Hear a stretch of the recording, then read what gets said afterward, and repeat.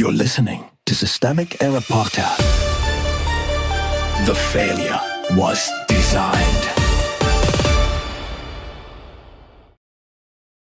Senate GOP majority in jeopardy as poll finds Dems pulled within striking distance, based on an article by Travis Geddes.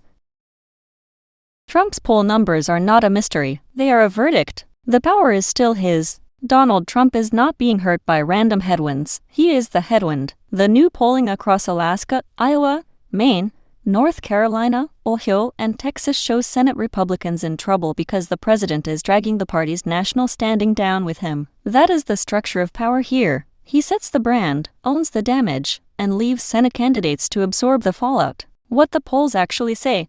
The source is straightforward enough. Democrats have moved into contention for Senate control, with races averaging tied at 47% to 47%, and Republicans only narrowly ahead in several of the GOP's safer-looking states.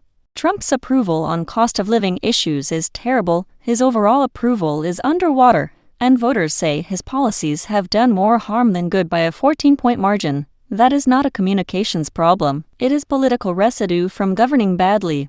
The scapegoat is not the candidate. The article correctly notes that Democratic Senate candidates are outperforming their party label in every state surveyed. That matters because voters are not rewarding a generic opposition brand. They are separating individual candidates from a damaged national party. The weaker actors in this story are being judged on their own merits, while Republicans are still trapped inside Trump's shadow. The framing should be less Democrats are improving and more Republican incumbents are being forced to carry the cost of a president they did not control and will not disown.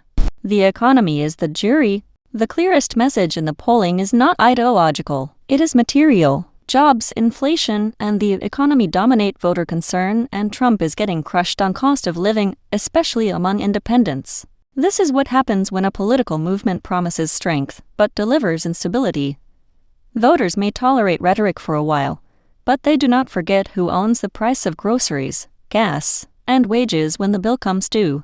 The real story is institutional cowardice. Republicans still have 53 Senate seats, but the polling suggests that numerical advantage is built on a collapsing national figure rather than durable trust. That is a familiar pattern in modern American politics. A party lets one domineering leader centralize the brand, then acts surprised when the brand decays with him. The senators, operatives, and candidates are not victims of bad luck. They are participants in a system that rewards submission until the public notices the rot. Conclusion. Personal rule produces shared damage. This story is not about one bad poll. It is about what happens when a political party fuses itself to a single man and calls that discipline. Trump's weakness is now the Republican Senate's weakness, because he converted institutional power into personal property and left everyone else to pay the depreciation. That is the governing pattern here.